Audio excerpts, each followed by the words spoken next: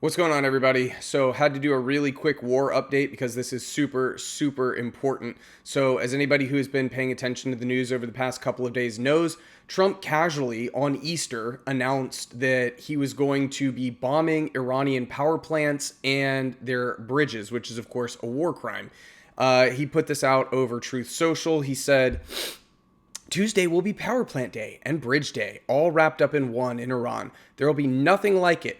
Open the fucking strait, you crazy bastards, or you'll be living in hell. Just watch. Praise be to Allah, President Donald J. Trump.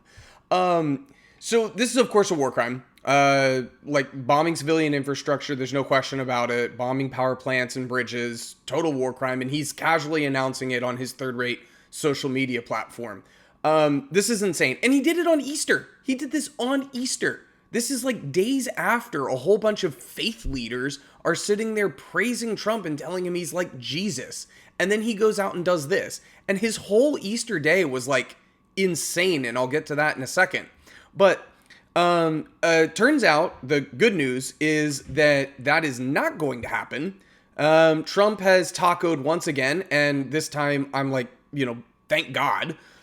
So this is CBS. This is just one update. It says that the U.S. and Iran strike ceasefire, launching 2-week diplomatic push and delaying Trump's threat of large-scale attack. Okay, so what to know?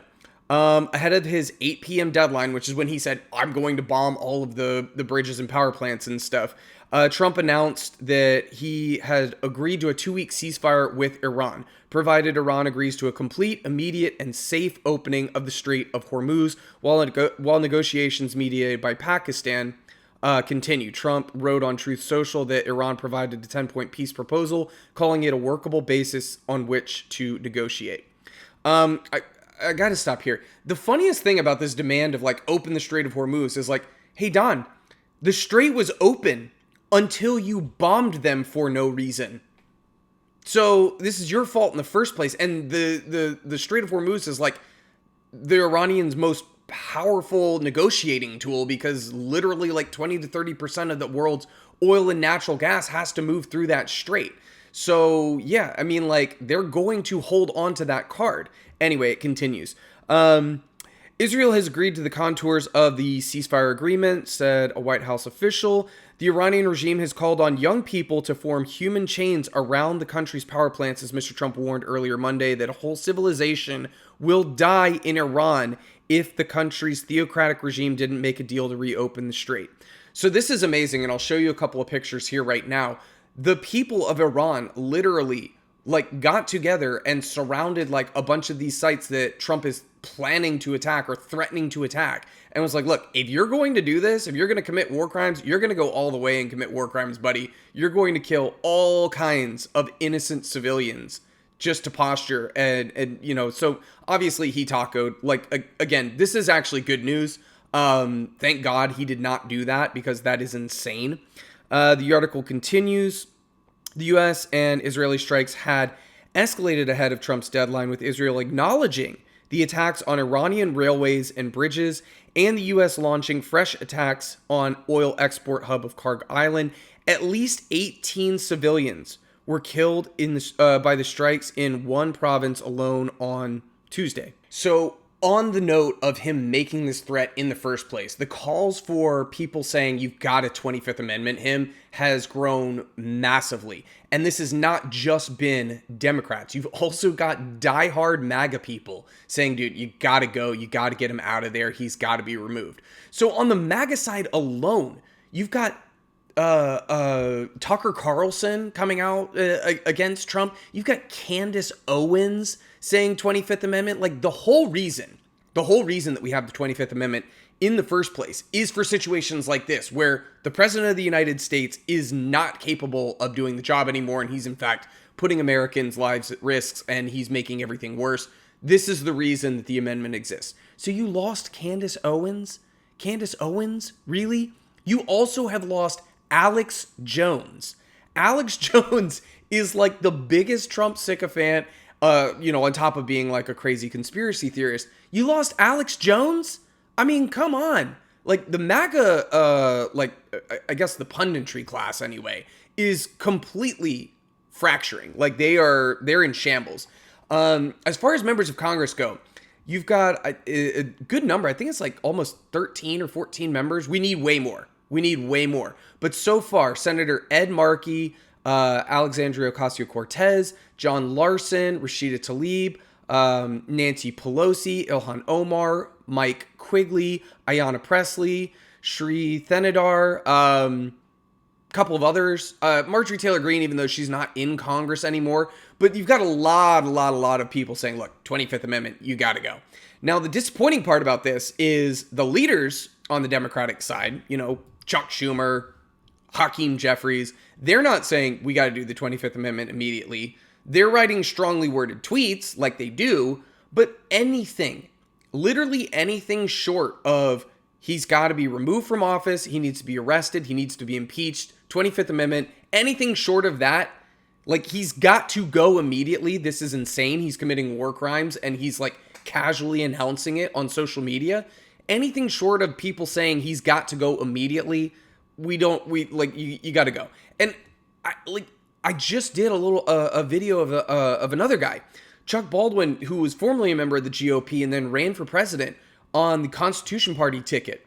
This guy is the conservatives conservative, right? Like wants to get rid of the IRS, wants to get rid of the Department of Education, wants to get rid of the FDA, thinks that an armed revolution is preferable to any kind of gun control. He thinks being gay is like a moral perversion. He thinks that women should not be in the military in any capacity. He thinks homosexuals shouldn't be in the military in any capacity. He wants a nationwide abortion ban. This guy is as crazy as any Republican in this country. And he is outright saying like Trump has to be removed from office, arrested. He needs to go to prison.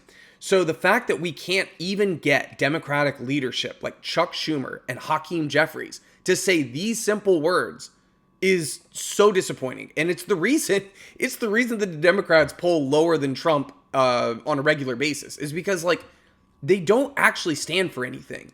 And if there was one time to stand up and be like, look, we have got to do something about this. This is the time. Like, this is not the time for like, oh, let's, hold hands and get along with Republicans, go along to get along. No, you have got to get rid of him and you have to like say it with your fucking chest, like this is insanity. Also over the weekend at this Easter thing that he's holding at the White House, Trump is literally spending time with kids who are doing like an Easter egg hunt and doing whatever they do and complaining about Joe Biden. Here, take a look. Biden would use the auto pen. He'd have an auto pen following. Joe Biden, he didn't sign. He was incapable of signing his name. So they'd follow him around with this big machine. You know what it was called? An auto pen. And he'd have the auto pen signed for him. He'd take the paper, hand it to his guys, they'd sign it with an auto pen, give it back. Not too big, right? This is the pettiest, butthurt bitch on the face of this planet. Trump is 80 years old, and he still holds a grudge about the fact that he lost to Joe Biden in 2020, and he's bringing up the auto pen to kids. I mean, listen, I would be pretty upset if I lost to a crusty old carcass like Joe Biden. Like, that's embarrassing. It is. But Trump's a crusty old carcass himself, And the other thing, too, is that, like, these kids have no idea what he's talking about. I think the oldest ones that are sitting around him there might be, like, 8 or 9 or something like that. They probably don't know who Joe Biden is. And even if they do, they don't know what he's talking about. And he didn't stop there. Like, he was asked by multiple people about the war crimes. And isn't it a war crime to bomb bridges? And isn't it a war crime what you're doing? And this is how he responded. What do you say to Americans who are not a fan of the war? They're foolish. And I hate to do it, but we're obliterating, and they just don't want to say uncle. They don't want to cry as the expression goes, uncle, but they will. And if they don't, they'll have no bridges, they'll have no power plants, they'll have no anything. I won't go further because there are other things that are worse than those two. And we might have, well, the thing, if I had my choice, what would I like to do? Take the oil. Because it's there for the taking. There's not a thing they can do about it. Unfortunately, the American people would like to see us come home. If it were up to me, I'd take the oil. Mr. President, how would it not be a war crime to strike Iran's bridges and power plants? Because they killed 45,000 people in the last month. Plants could be a war crime. I'm not worried about it. You know it's a war crime? Having a nuclear weapon.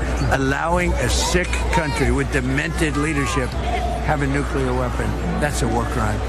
How is it taking care of the Iranian people if you're bombing? Yeah, who you with? Who you with? PBS. Well, that's a radical left group of lunatics that you're with. He's absolutely insane. He's absolutely like batshit nuts. He's got to go. And I'm not saying I want JD Vance or Marco Rubio or anybody else. Like, they're awful as well. But anybody at this point with a functioning brain is preferable to Trump. Somebody who can actually like think before they fart out something on social media, or like just start saying to the cameras that like, I'm gonna take the oil. Like, you're just admitting out loud like, yeah, I do war crimes and I that's what I want to do. Like, what are we doing? What are we doing? The fact that every single member of Congress is not calling for him to step down at this point is embarrassing. And I don't have a lot of hope. I do not have a lot of hope for from Republicans that they'll actually step up and do the right thing. Because a lot of them want this war. My only small modicum of hope is the fact that every single member of Congress, save for one Republican, voted to release the Epstein files. And that's wild. Like, that was a massive victory by Ro Khanna and Thomas Massie to have them sign the Epstein Files Transparency Act. Massive victory. And the Republicans will do literally anything to protect Donald Trump. And they voted to release this. I'm not sure if any of them knew, you know, like how bad it would be for Trump. And obviously he's mentioned over 1 million times just in the 3 million files that we have, but he's mentioned over 1 million times. He's the main character in the Epstein files. And you got Republicans to agree to that. So I hope, my deepest hope, and it will restore a tiny bit of faith, of my faith in humanity, is that the Republicans realize, look, he's doing so much damage, not just, you know, to the world. Like, they don't care about that. Not just to, like, the American people with the economy, gas prices going through the roof, all of that. They don't care about that. But he's doing so much damage to the Republican brand that if these people ever want to run for office again, they have got to cut ties with Donald Trump. They have got to try and distance themselves. And so the good news is he did taco, thank Christ, like he always does. But I'm really not trying to make fun of this. A ceasefire, a 2-week ceasefire, whatever it is, it's probably BS. They'll probably go right back to bombing or whatever. Or Israel will break the ceasefire. Somebody's going to break. Whatever. But the fact that the bridges and the power plants are not being bombed tonight, that is a good thing. That is a small victory. And the fact that we do finally have not just Democrats, but prominent MAGA people, like in the pundit class, you know, like the Tucker Carlsons and the Candace Owens and Alex Jones and people like that, who are coming out and saying, look, we got to do the 25th Amendment. He's got to go. That is a small victory. We need more people, but it is a small victory, and it's starting to restore a tiny bit of hope. A tiny bit of hope. Anyway, rest easy tonight. Hopefully World War III will not start tomorrow. We're in 2 weeks. But if you made it this far, do me a huge solid. Make sure you like the video, subscribe to the channel. If you are not already subbed, click the bell as well. That way, hopefully, YouTube will notify you when I drop another video. My voice is shot, but you know, we'll continue to try and do stuff as we go along here. I'll catch you guys in the next one. Peace.